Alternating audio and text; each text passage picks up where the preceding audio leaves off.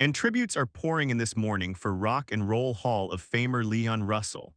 Before the world said goodbye to Leon Russell, he had this big secret truth about George Harrison that never got in the news. These two music legends stood side by side at one super important show. Everybody saw the fame, the awesome songs, and all the success. But what Russell saw when nobody was watching was totally shocking. He got to see the real George Harrison when the stage lights went off, the fans left, and the huge pressure hit hard. And this hidden side of Harrison's personal life will really surprise you. Russell and Harrison's iconic partnership. Back in August 1971, two amazing musicians who were already super good in their own styles came together at a moment that totally changed how rock stars team up. Leon Russell and George Harrison played on the same stage for one of the biggest, most exciting live shows rock ever had. The night looked like a big fun party, but behind everything was tons of hard work, long rehearsals, super late nights, and fixing music problems non-stop. For Russell, this was his special chance to see Harrison really close, without all the Beatles' superstar shine or perfect studio magic, and what he saw stuck with him forever. Leon Russell started working as a musician when he was still a teenager. He was born Claude Russell Bridges on April 2, 1942 in Lawton, Oklahoma. He earned his name the tough way, with crazy long hours, doing every job and no promise anyone would notice him. By the late 1960s, everybody in the music world knew him as the guy who could play anything. People called him the master of space and time because his musician friends saw him switch from piano to guitar, arranging songs, producing, and leading bands without ever slowing down. His list of work already had sessions and team-ups with the biggest stars in pop music, and his own songs really touched people's hearts. George Harrison came to that same time from a totally different path. He was born February 25, 1943 in Liverpool. He spent 10 years in the most famous band ever. As the lead guitarist of the Beatles, he went from being the quiet young guy to a songwriter who could stand right next to Lennon and McCartney. Outside of hits and tour, Harrison dove deep into Indian classical music, learning and working closely with Ravi Shankar. By 1971, Harrison didn't want to be known only as an ex-Beatle anymore. He wanted to use his power for something important. That idea turned into the concert for Bangladesh on August 1, 1971 at Madison Square Garden, put together by Harrison and Shankar. The show was to get money and attention for refugees hurt by the Bangladesh Liberation War. What made it so special wasn't just the reason, but how huge it was. Big stars gave their time with almost no practice and no promise it would be perfect. The performers included Bob Dylan, Eric Clapton, Ringo Starr, Badfinger, Billy Preston, and Leon Russell. It felt like real working musicians under the eyes of the whole world. Russell jumped right in with big energy. His mix of jumpin', Jack Flash, and young blood was wild and full of power, breaking through the stiff feeling that sometimes happens at charity shows. Then when he joined Harrison on Beware of Darkness, a song from All Things Must Pass, it was amazing to watch. Russell didn't make Harrison's song softer or try to take over. He lifted it up, adding real power without going too far. That smart way of knowing when to step up and when to step back was what Russell was famous for, and Harrison totally noticed it. During the concert, Harrison wasn't only singing and playing. He was handling crazy pressure most musicians never feel. He was keeping all the artists together, checking the sound, and carrying the whole weight of the cause. After the shows, he kept working as producer on the live triple album with Phil Spector, out in December 1971, and the concert movie that came in 1972. The whole thing raised millions for UNICEF and won the 1973 Grammy for Album of the Year. It also became the example for every big charity concert after it. For Russell, those weeks didn't just help his career, they showed him so much. Harrison worked with this quiet, super strong focus. He seemed calm in public, but behind the scenes he was all in. He really cared about the cause. Russell saw how much stress that brought and how much self-control it took to handle it. They didn't make lots of records together after, but their connection lasted in quiet ways. Russell being part of the concert forever linked his name to a time when rock music showed it could come together and do good things. Years later, Harrison's Dark Horse Records teamed up with BMG to save and bring back Harrison's music, so new people could still hear about the concert for Bangladesh days. From the outside, those Bangladesh shows looked like one win after another. But inside, both guys were dealing with their own heavy personal stuff. Russell knew that kind of pressure so well, and what he saw there changed how he talked about success, getting tired, and what you really pay to keep going. Because behind all the clapping and big news stories, Leon Russell's own private life was already full of hard fights that could wreck everything he built. Leon Russell's hidden struggles. Leon Russell had big physical and emotional problems way before he got famous. His troubles didn't start when he grew up or when his career slowed. They were there from the day he was born, changing how he moved, played music, and felt about himself long before anyone knew who he was. Russell was born with serious problems. During birth, the doctor pulled too hard and hurt his second and third vertebrae. That caused nerve damage that was a lot like cerebral palsy. His right side was weaker and a bit paralyzed, and he walked with a clear limp. His right hand never got as strong or steady as his left. But instead of giving up on music, that problem made him find new ways. He used his strong left hand a lot on piano and created a style that felt different but super powerful. What fans later called his special originality actually started because he had to. When he was only 4 years old, something happened that hurt him deep inside. A strict aunt caught him in a normal kid thing with his cousin and got really mad. She showed him off to the whole family, shaming him in public and blaming him for something he didn't even understand. That moment stayed with him, and later he talked about how it planted big shame and confusion inside him. It changed how he saw himself and made him too quick to take blame even when he didn't deserve it. Those early hurts followed him into grown-up life. Even when his career got huge in the late 1960s and early 1970s, Russell was everywhere. He wrote big songs, made records, played at famous concerts, and led his own bands. From far away, he looked like he couldn't be stopped. But inside, the feeling of not being good enough never went away. When music changed in the late 1970s and early 80s, Russell's spot switched super fast. His records stopped selling, radio ignored him, and labels didn't care anymore. The change hit hard and quick. He went from big stages to tiny clubs, sometimes playing for people who didn't even know his name. The drop was too sudden for him to feel okay about it. 10 years he was super important. The next he was forgotten. Money problems came next. A lot of the cash he made at his best time got lost from bad deals, bad managers, and just paying to keep a band going on tour. Touring stopped being fun and became just about staying alive.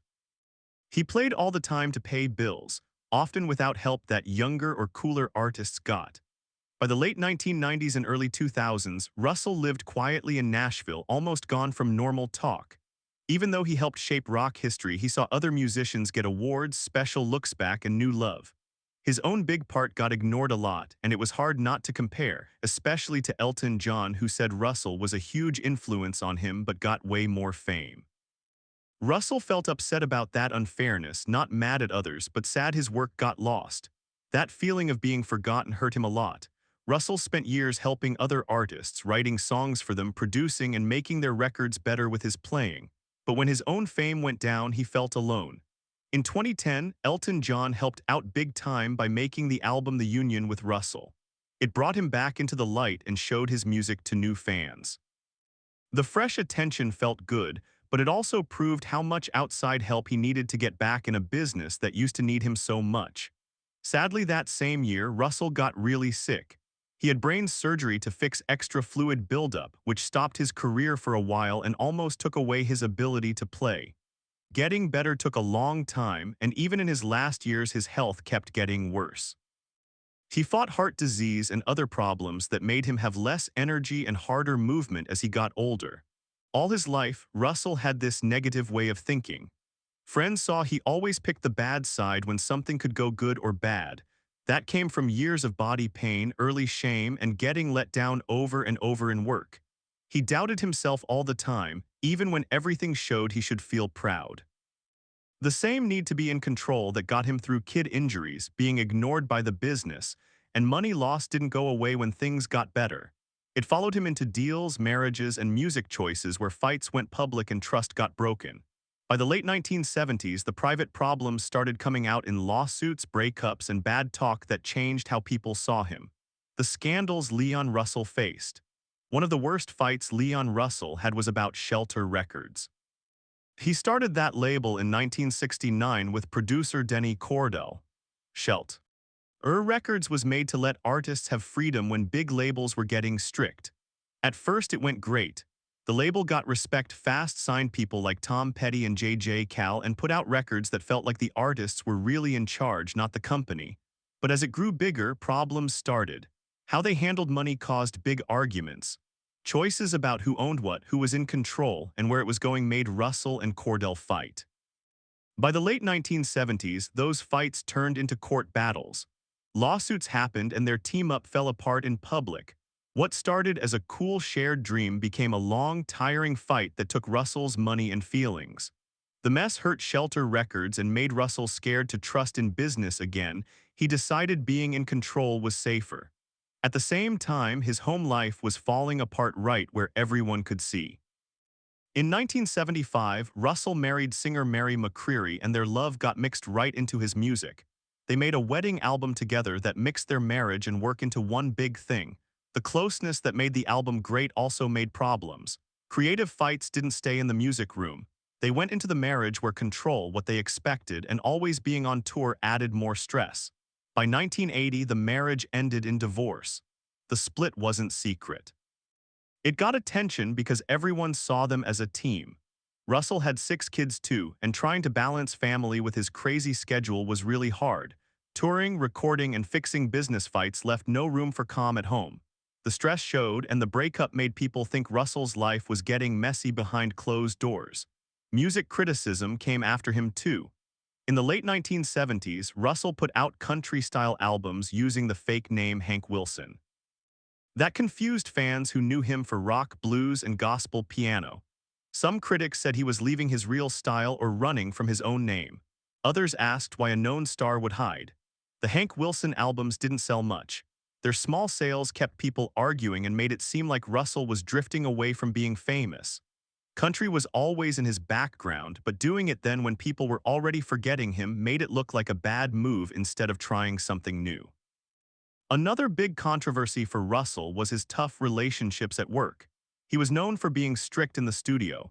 He wanted musicians ready, paying attention, and exact. In the Shelter Records days, sessions could get tense. Some players later said he was hard to work with not because he was full of himself, but because he wanted total control. He liked things his way and giving in wasn't easy. That worked early when nobody questioned him. But as his power went down, it caused fights. Bands had problems, team-ups ended fast, and fewer people stuck around or spoke up. Soon his name changed from cool innovator to tricky guy with unfinished fights. By the early 1980s, you could see the hurt. The music world stopped helping. Chances got smaller. The control that used to keep him safe now kept him alone. And while Russell dealt with business falling apart, divorce, and mean talk, other stars from his time had their own secret battles. One of them was George Harrison, whose calm outside hid a whole different set of hard fights that were about to show up. George Harrison's personal struggles. George Harrison joined the world's biggest band as the youngest one, and that spot followed him the whole time the Beatles lasted. Right from the start, the band was built around John Lennon and Paul McCartney writing songs together. They were in charge in a big way. Space on albums, time in the studio, and big decisions went to them, leaving Harrison with not much room to shine. Inside the group, people called him the quiet Beatle, but that didn't show how much he wanted more or how frustrated he got. Harrison had plenty of songs. Back in the mid-1960s, he kept writing, bringing new ones to sessions, but most got pushed aside. Even when his songs got better, the same thing happened. On lots of albums, he got only 1 or 2 songs, no matter how good they were. It wasn't about talent. Later songs like Something and Here Comes the Sun showed he could write as good as anyone, but during Beatles' time, he had to fight just to get heard. The no's built up slow. Harrison saved tons of songs that never made Beatles records because there wasn't space. That block made constant stress. Studio time went long, and Harrison ended up playing guitar on other people's songs while his waited. Feeling less important hurt, especially when the band tried new experimental stuff where his ideas would fit great. Those bad feelings turned into personal fights. His relationship with Paul McCartney got really tense as McCartney took more control over how songs sounded and played. Rehearsals started feeling like fights for power instead of fun teamwork. Harrison pushed back, sometimes quiet, sometimes me straight, but it rarely worked. With John Lennon, it was different. Lennon's wild life, changing ideas, and arguing style clashed with Harrison's growing love for spiritual stuff. Their fights weren't every day, but they never got fixed, making them grow apart. Fame itself became a problem. Harrison never loved Beatlemania like some others. The screaming fans, always being watched, and no private life wore him out. Tour felt like surviving craziness instead of sharing music. He talked a lot about feeling stuck in celebrity life, not able to just be normal. That pushed him to look elsewhere. Harrison started going to India, learning Indian music, thinking, and spiritual ways. His love for Indian stuff wasn't fake or for show.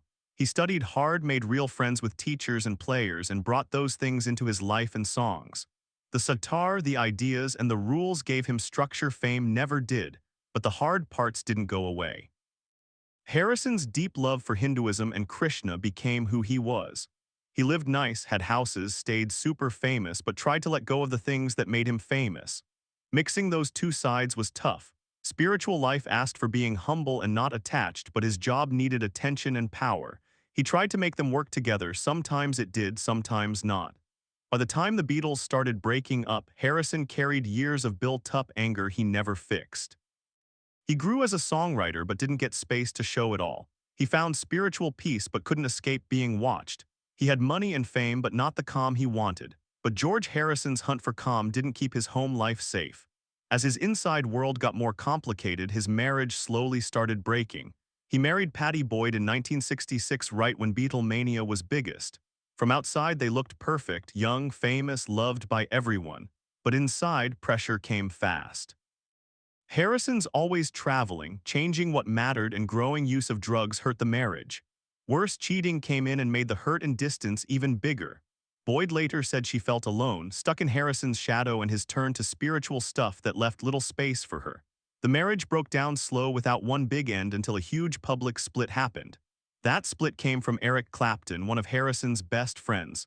Clapton fell hard for Boyd and didn't hide it. He wrote songs about her, said his love out loud, and chased her while she was still with Harrison. The love triangle went public. Boyd finally left Harrison for Clapton, turning private pain into big news tabloids loved. The hurt went deep.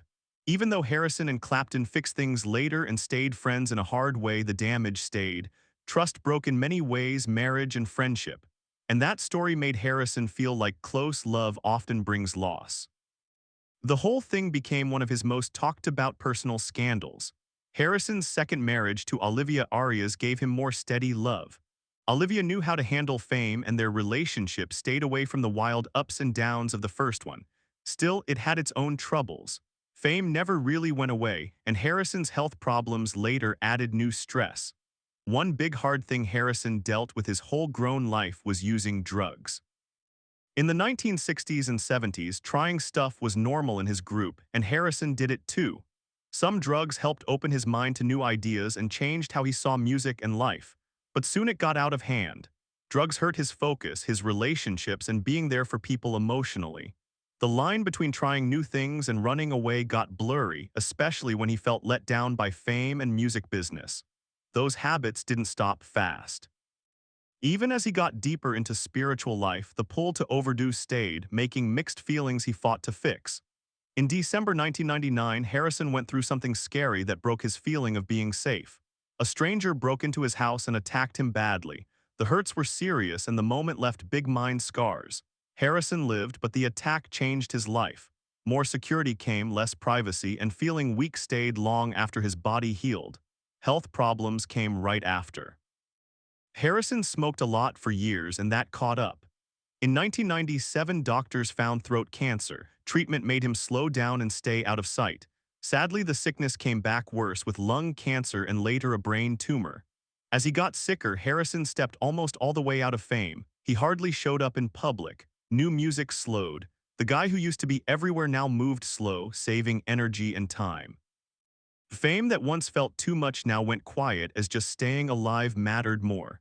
And while a lot of this happened in private, bits came out in news, court fights, and scandals, making a path of trouble that followed him even when he tried to leave it behind. George Harrison's controversies. For a guy who spent most of his life trying to stay away from Fig, T.S. George Harrison got pulled into tons of arguments that lasted way past the Beatles. One of the worst came from his biggest solo hit. In 1970, Harrison put out My Sweet Lord, a song full of love and spiritual feeling.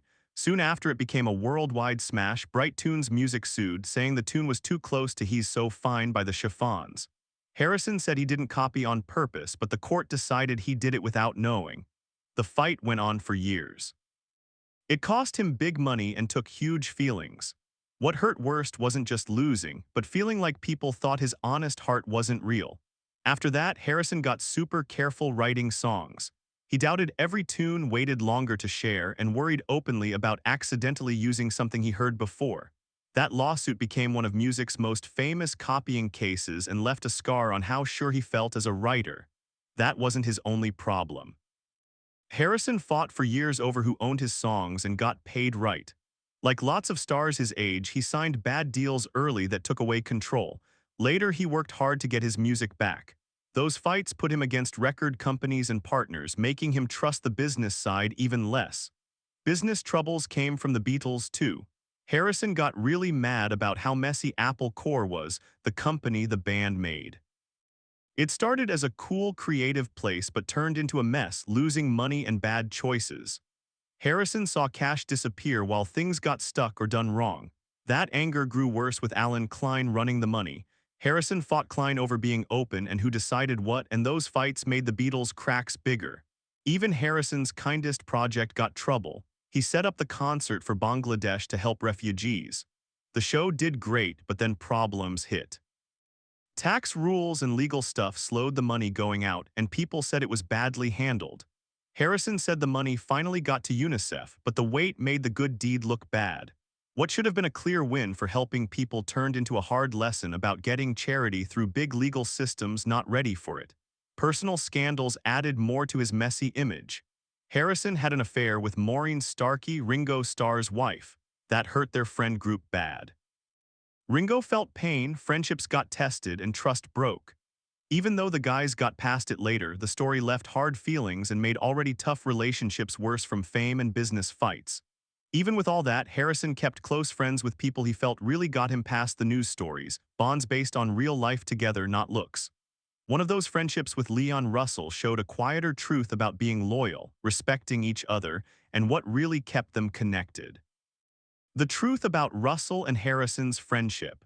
The friendship between Leon Russell and George Harrison grew quietly through working together, long practices, and watching each other.